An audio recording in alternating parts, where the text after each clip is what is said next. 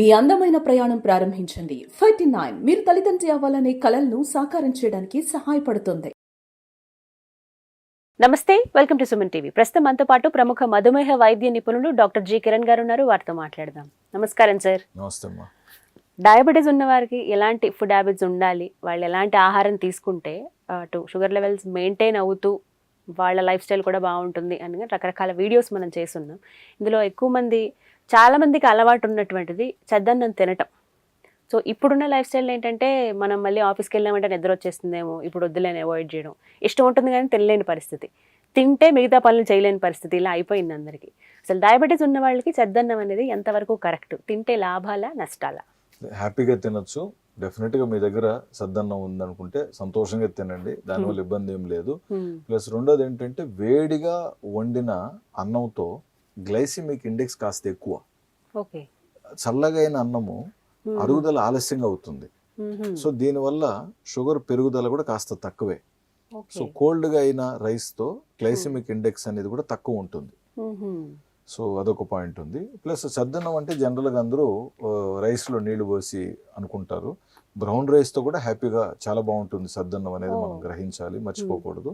And only rice ఐటమ్స్తోనే కాదు, even ఏదైతే ఇప్పుడు చిరుధాన్యాలతో చేసిన పదార్థాలు ఉంటాయో వాటిల్లో కూడా కొంచెం వాటర్ కానీ మజ్జిగ కానీ పెరిగేసుకొని కూడా వీళ్ళు నెక్స్ట్ డే మార్నింగ్ బ్రేక్ఫాస్ట్ రూపంలో కానీ, లేదా నైట్లో ఒకవేళ ఆ రైస్ ఫ్రిడ్జ్లో పెట్టేశారు, సో నెక్స్ట్ డే మార్నింగ్ దాంట్లో కొంచెం వాటర్ వేసుకొని మధ్యాహ్నం లంచ్ టైంలో కూడా వాళ్ళు దాంట్లో మళ్ళీ కొంచెం కర్డ్ కానీ లేదా కొంచెం మైల్డ్గా పిక్కలు వేసుకొని కూడా హ్యాపీగా ఎంజాయ్ చేయొచ్చు. ప్లస్ దాంట్లో వాటర్ క్వాంటిటీ ఎక్కువ ఉంటుంది కాబట్టి, రైస్ తక్కువైనప్పటికీ వాటర్ క్వాంటిటీ ఎక్కువ ఉంటుంది కాబట్టి, plus butter milk are curd ఉంటుంది. అండ్ దీంట్లో ఈ ప్రాసెస్లో ఎక్కడ ఉప్పు వేయకూడదు. అవునా? ఓకే.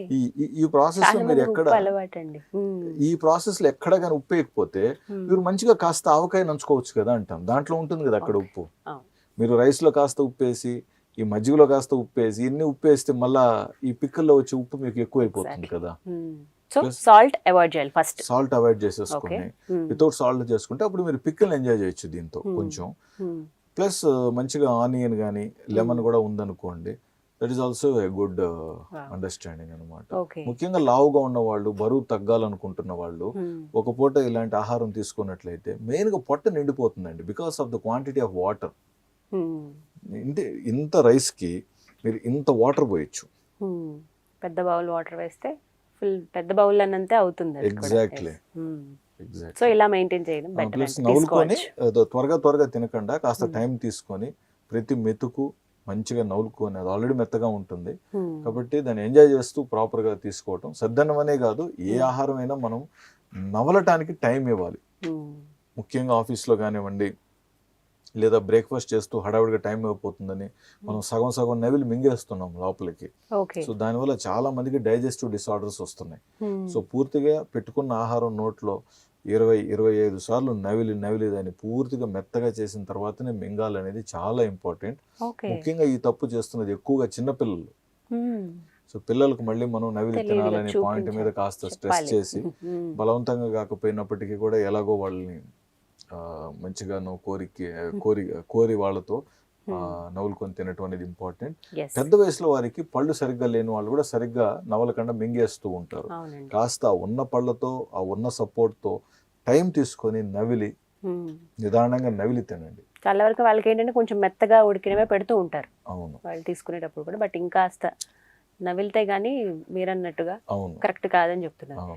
ఇందులో మనం చూస్తున్నాం డాక్టర్ గారు, అంటే చద్దన్నం తీసుకునేటప్పుడు చాలా మంది మార్నింగ్ హడావిడిగా సరే నైట్ ప్రిపేర్ చేసుకున్నారు, మార్నింగ్ కల్లా రెడీ అయిపోయింది, బట్ ఆ మార్నింగ్ టైంలో తినకుండా వెళ్ళేటప్పుడు తిందాం లేకపోతే అనుకోవడం, లేకపోతే లంచ్ టైం కనో అది అలా పోస్ట్పోన్ అయిపోతూ లంచ్కి వచ్చేస్తుంది మనం మార్నింగ్ తినవలసిన చద్దన్నం.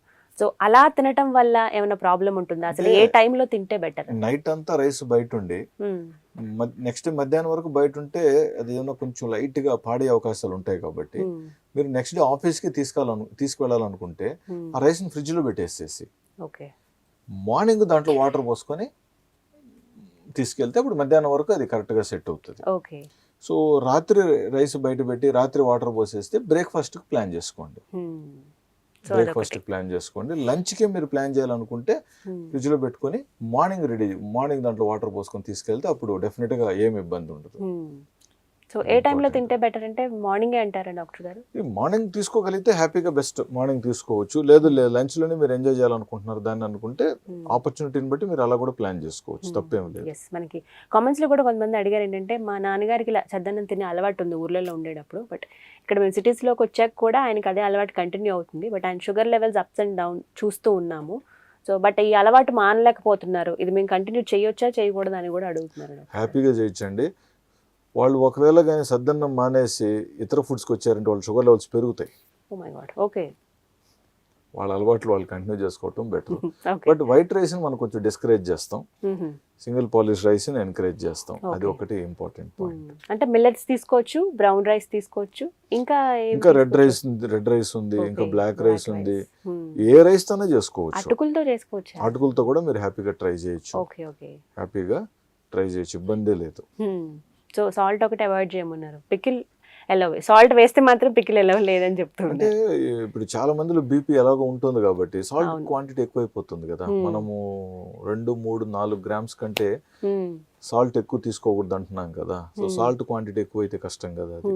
సో ఈ మధ్య చాలా మందికి అలవాటు అయిపోయిందండి. కొన్ని ఇళ్లలో అయితే రైస్ ఉడికేటప్పుడే సాల్ట్ వేస్తూ ఉంటారు, చాలా అలవాటు ఉంది. నేను ఆల్మోస్ట్ చాలా మందిలో ఖచ్చితంగా అడుగుతా, రైస్ లో మీరు సాల్ట్ వేస్తున్నారా లేదా. నేను అడగలేకపోతే డైటీషియన్ తను అడిగిపించి అందరితో కొంచెం క్లారిటీగా చెప్తూ ఉంటాం.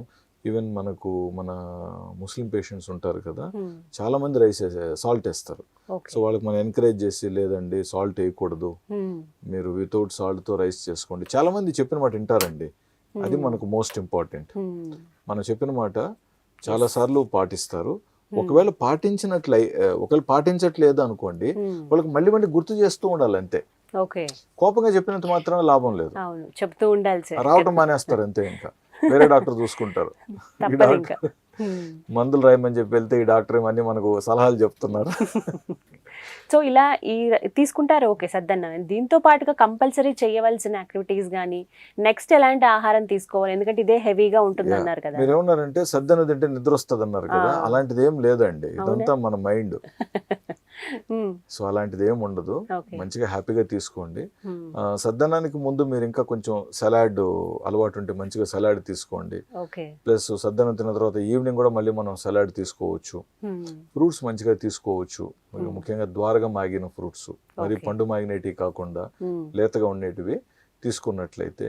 ప్లస్ సద్దన్నం అనేది ఇట్స్ బేసిక్లీ మ్యాక్సిమం కార్బ్ డైటే కాబట్టి కొంచెం లో కార్బ్ లేక మనం కూడా ఆలోచించవచ్చు. కాబట్టి ఇతర ప్రోటీన్స్, ఇతర ఎలిమెంట్స్ నెక్స్ట్ మీల్లో వీళ్ళు వచ్చేలాగా చూసుకోవాలి. ఇప్పుడు పప్పుకు సంబంధించింది కానీ చెన్న, రాజ్మా, దాళ్ళు, ప్లస్ డెఫినెట్గా ఇంకా కొన్ని గింజలు మనకి ఇప్పుడు ప్రొద్దుతిరుగుడు గింజలు కానివ్వండి, వాటర్ మెలన్ గింజలు కానివ్వండి, తర్వాత చిక్కుడుకాయ గింజలు కానివ్వండి, ఈ పప్పులు వీటిల్లో ఈ గింజలు అనేది ఎన్నో కొంత మోతాదు కంపల్సరీగా వాడినట్లయితే మనకి ఇంకా కావాల్సిన కొన్ని ప్రోటీన్స్, ఫ్యాట్స్ ఈజీగా లభిస్తాయి.